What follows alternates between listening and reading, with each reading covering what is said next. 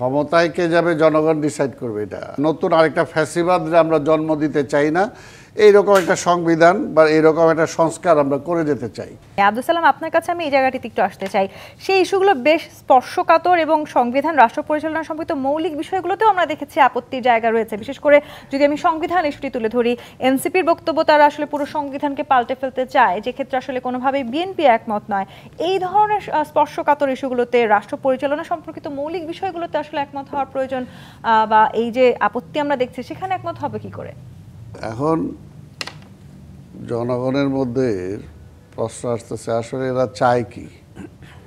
কারণ গত 7-8 মাস একটা দেশের জন্য অনেক সময়, এবং এই উপদেষ্টারাই বলছে, এমনকি আইন বিষয়ক যিনি উপদেষ্টা তিনিই বলছে যে ইচ্ছা করলে একেবারে ম্যাক্সিমাম সংস্কার 1 মাসের মধ্যে করে ফেলা যায়।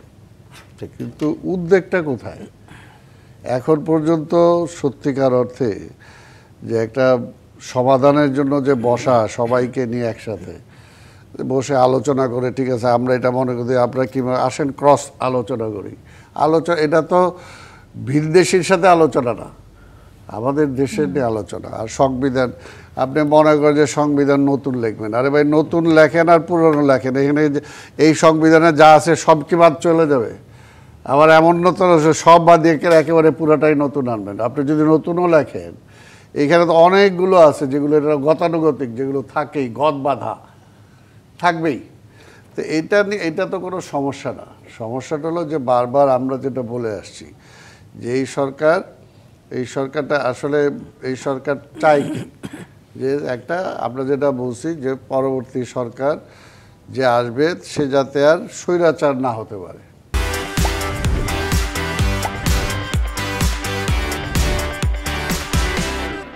এটাই তো মূল কথাটা। অর্থাৎ নতুন আরেকটা ফ্যাসিবাদে আমরা জন্ম দিতে চাই না, এইরকম একটা সংবিধান বা এইরকম একটা সংস্কার আমরা করে যেতে চাই। এটাতে তো কারো কোনো আপত্তি নাই। এবং সেইখানে বিএনপি যে 31 দফা দিছে, অন্যান্য রাজনৈতিক দলগুলো যেগুলো আলোচনা করছে, এখানে তো কারো কোনো দ্বিমত নাই। আর এখানে কোন দলটা দ্বিমত পোষণ করছে বা যারা দ্বিমত পোষণ করছে আপনারা বসেন না সবাইকে নিয়ে। এই যেখানে আমরা 3 জন বসছি বা 4 জন বসার কথা, আমরা আলোচনা করতেছি, আমার ওপিনিয়ন আমি দিতেছি, উনি দিতেছে, নূর আসলে নূর দিবে, আপনি মাঝখান দিয়ে সেটাকে কোঅর্ডিনেট করতেছেন, তাই না? বলতেছি তো এইরকম কি কোনো আলোচনা এই পর্যন্ত সরকার করছে? অর্থাৎ যে জায়গাগুলোতে আপত্তি রয়েছে সেই আপত্তির জায়গাগুলো নিয়ে এখনো আলোচনা তো হয় নাই। আপনি যদি সমাধানই চান তাহলে তো আপনি আলোচনার টেবিলে দিবেন এবং আসেন আলোচনা করে। এটা তো এক পক্ষের ব্যাপার না, বহু পক্ষ। এখানে তো নির্বাচনের পার্টি অনেক, ক্ষমতায় কে যাবে জনগণ ডিসাইড করবে। এটা আরেকটা কথা হলো যে আমি যে একটা বিষয় আমি বুঝি না, যে এটা নির্বাচন যদি হয় ভোট কে দিবে? জনগণ দিবে। তো জনগণ কি জনগণের স্বার্থ ভালোটা বুঝে না? খালি আপনি আমি বুঝি?